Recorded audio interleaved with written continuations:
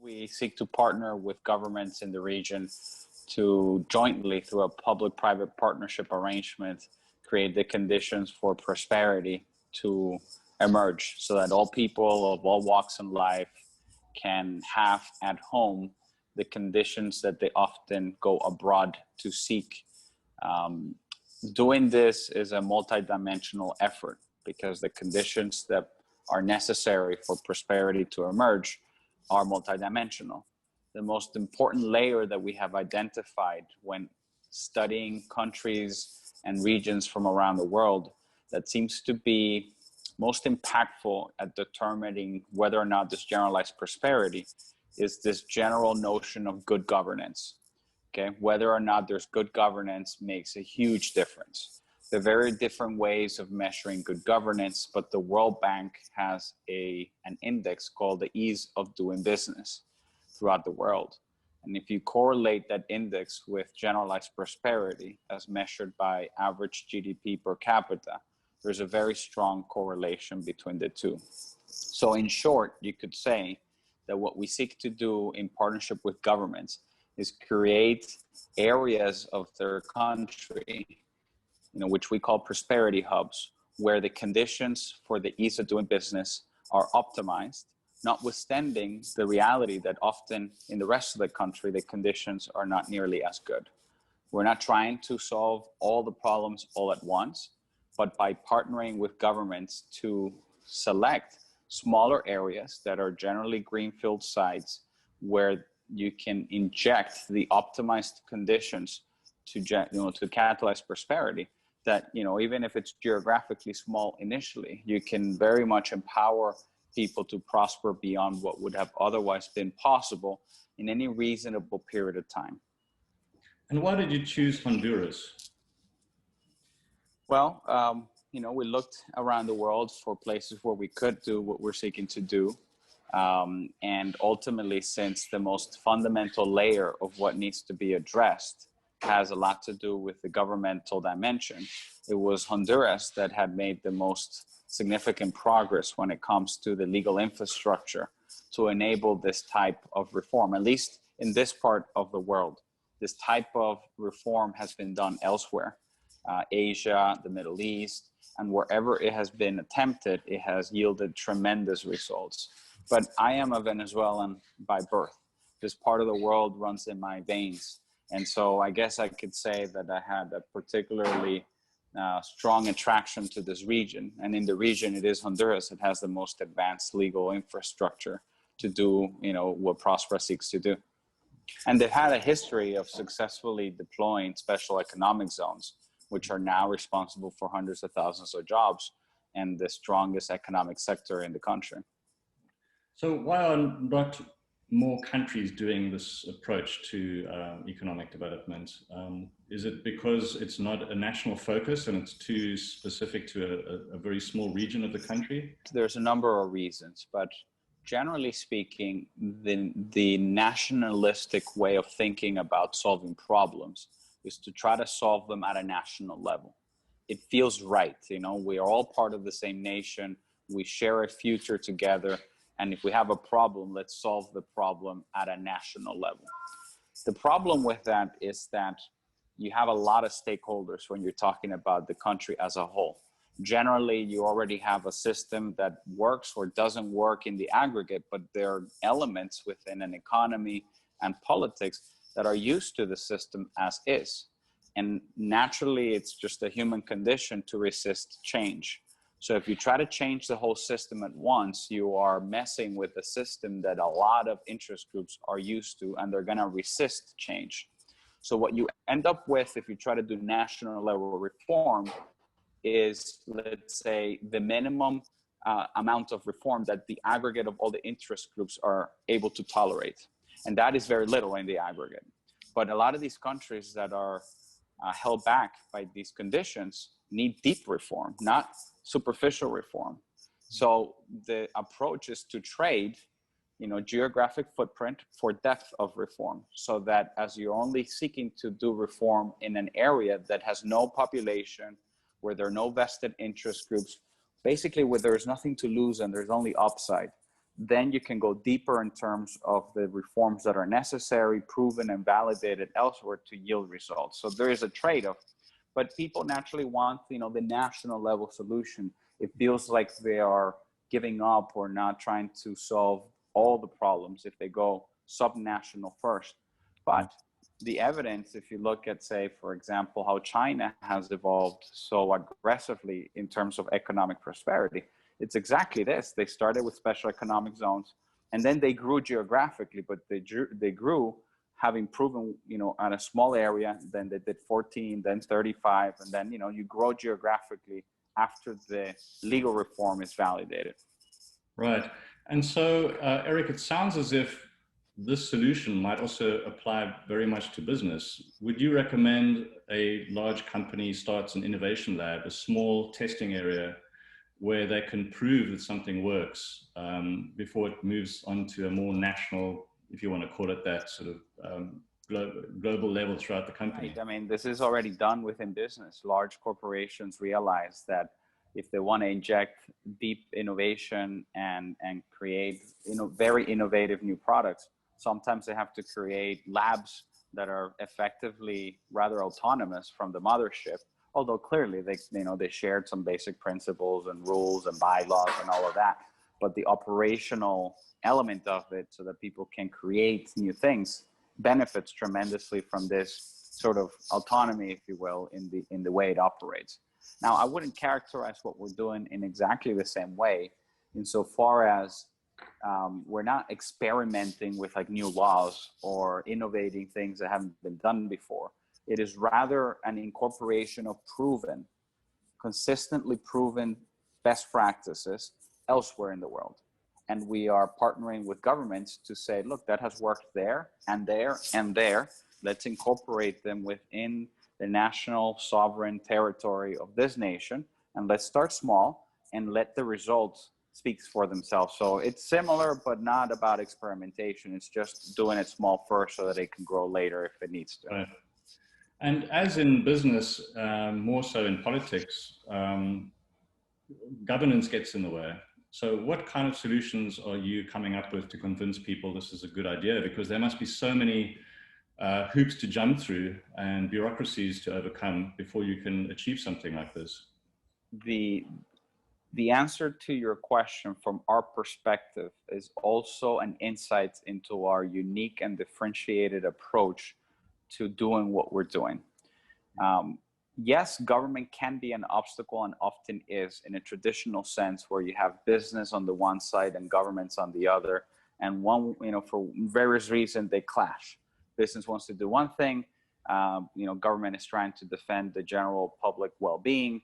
And because of the capacity of a particular business to have negative externalities as a way to increase its profit margin, then, you know, government tries to, in the best of cases, tries to minimize those negative externalities by either internalizing costs or taxing and then dealing with the problem. And that's the way the world is. The way in which Próspera operates is to shift that paradigm and actually create a partnership between the public and the private so as to jointly deliver on the promise of generalized prosperity. Because at its best, the government is there to create the conditions for people to prosper, right? Life, liberty, and prosperity, if you will, or property. That's what government is supposed to do. And business is really good at delivering on services when they have a competitive environment and they have a profit motive. So in a sense, what we have done is we've merged the best of both systems and created a new form of a business model, which we called a socioeconomic development enterprise. And in this model, you basically merge the two and you make it so that the service that this enterprise is delivering is in fact the conditions for humans to prosper. And the business model is one in which the enterprise is able to generate a profit in tandem with the increase in the generalized prosperity of those individuals that have voluntarily opted to operate inside of the jurisdictions that are managed and governed under these conditions.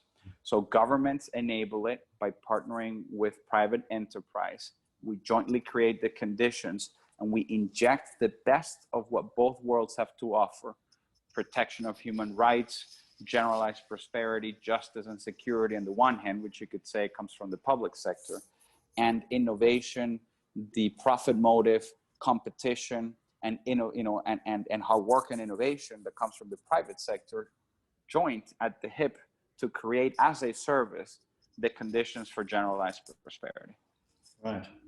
And Erick, this obviously takes a lot of big thinking. So could we go back to where you first became passionate about doing these things? Just give me a brief history about where you come from in the financial world and what inspired you to do these things. Mm-hmm. Well, I mean, if you want the real root of where this comes from, for me personally, it's nothing short of growing up as a kid in Venezuela, a country of tremendous potential and yet poverty all over, even before the government that's currently in power took place. And it was always bugging me that there was so much potential and yet poverty was everywhere. You had a select few people that were very wealthy and the vast majority that weren't. And so I was trying to solve for the problem of poverty for a long time, until finally when I was in college and I was studying economic development and entrepreneurship and finance, it dawned on me that I was asking the wrong question. That poverty was not the problem to solve per se. Poverty has always been the human condition. The issue to solve for, the opportunity really, was prosperity. And I started looking at what drove prosperity and the correlations between facts and results. And that's how ultimately we formulated a vision that if you wanted to deal with sustainability in every dimension, which includes dealing with poverty, you actually had to deal with prosperity. If you look at sustainability around the world, it is the countries that are more wealthy that actually do the most to try to be most environmentally sustainable. And it follows logic that if all you're doing is trying to survive, you're not going to care so much about if you're cutting trees or if you're hurting the environment. Literally, you're just seeking to survive. Look them up. And there's a particular episode when I was a kid when my life forever changed in this direction. And I saw poverty in a way I hadn't seen it before. And I could relate to it very personally because the kid begging for food was my age. And I could talk about that. But look, I think that the biggest revelation that I can speak to recently is being faced with a very complex situation that I didn't think I knew how to solve, and authentically sharing it with my team in an environment of being vulnerable, if you will, about what I as CEO knew, but most importantly, did not know how to solve.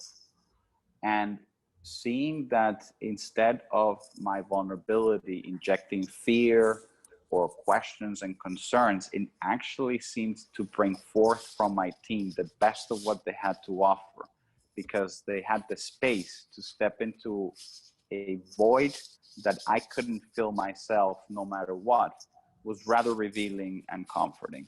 So I would say that, especially for those who are leaders of organizations, I feel the pressure of needing to lead from knowing where we're supposed to be going, right? And knowing the answers, and not being vulnerable or not being weak or perceived as weak, right? That's the sort of traditional mentality of what it looks like to lead.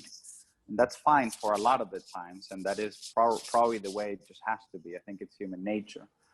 But I think that there's a deeper level of leadership.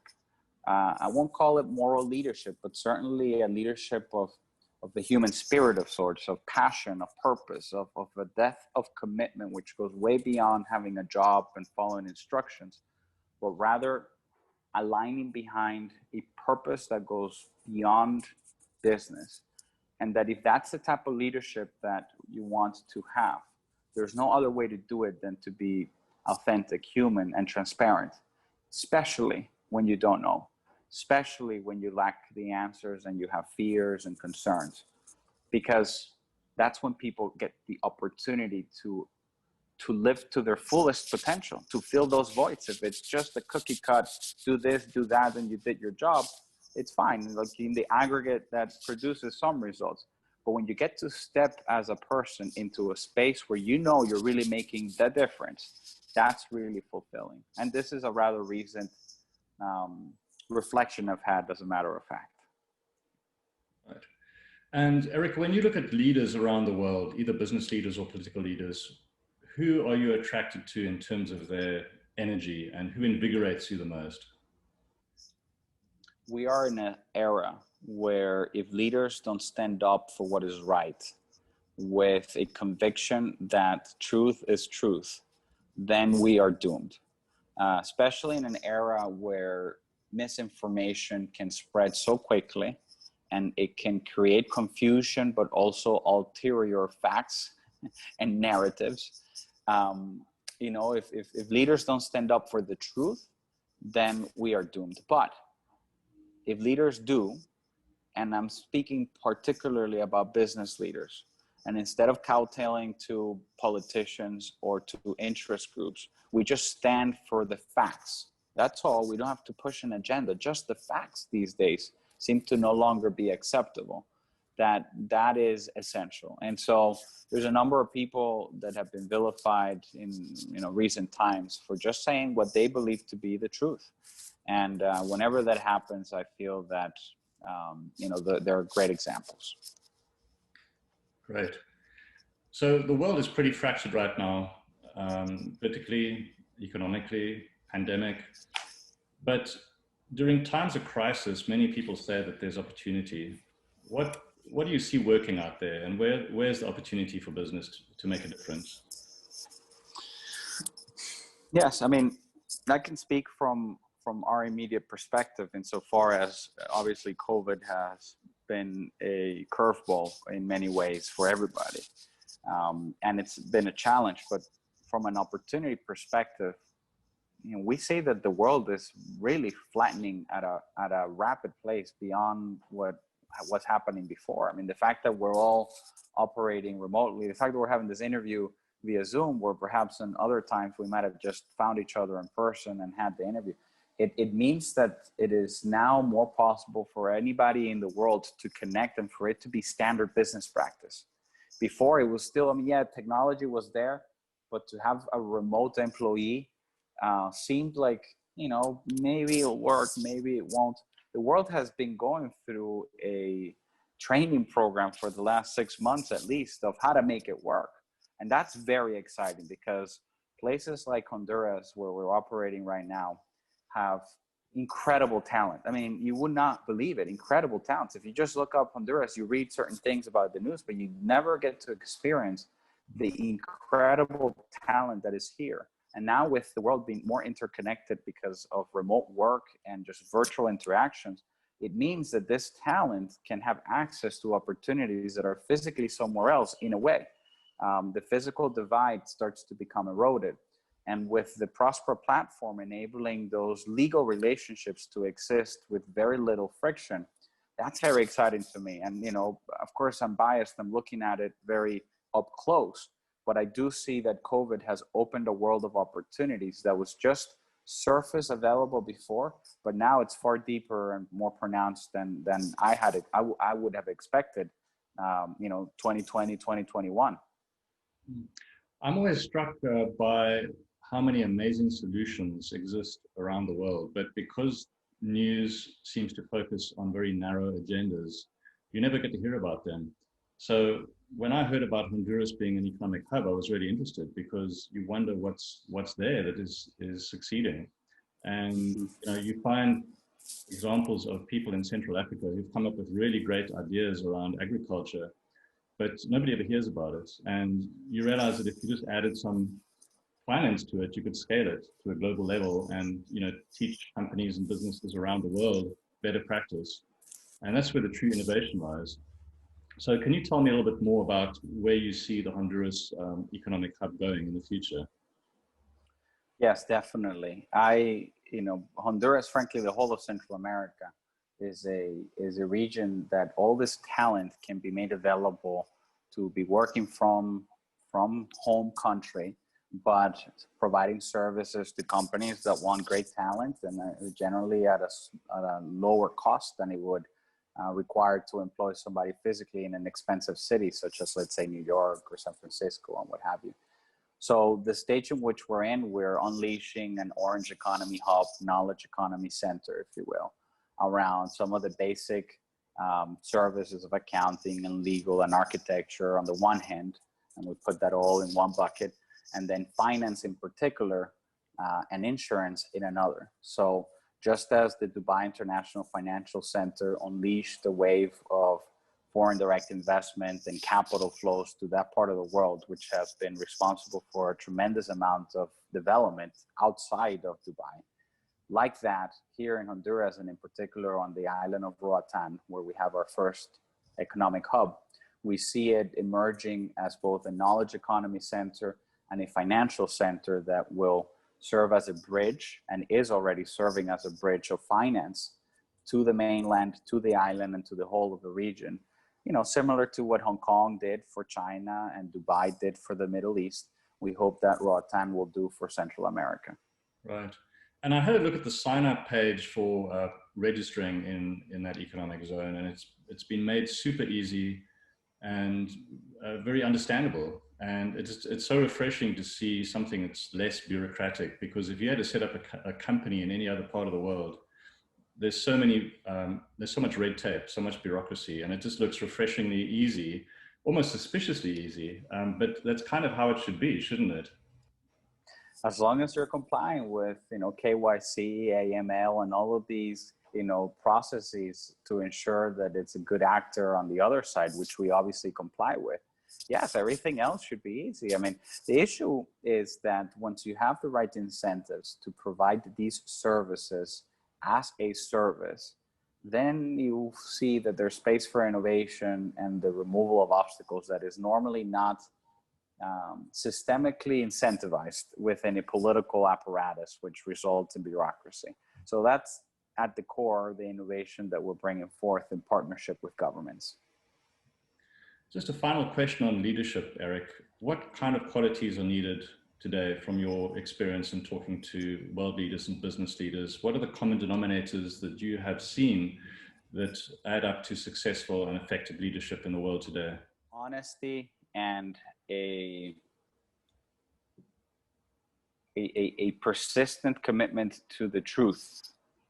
It's very hard to be a successful leader and set a course about where to go to if you're not really working as hard as you can at understanding the reality of the world around you. Not some fake version, not the opinion of, but understanding the truth of the world around you. It's essential. It's like trying to navigate with a map of the world that is wrong about where the mountains and the rivers and the roads are. Imagine that. So I think that honesty with oneself and a deep commitment to truth around you, even and especially when it's the sort of thing you don't want to hear, and that it might be painful, or it might suggest that you just made a huge mistake and you got to go back and, you know, start all over.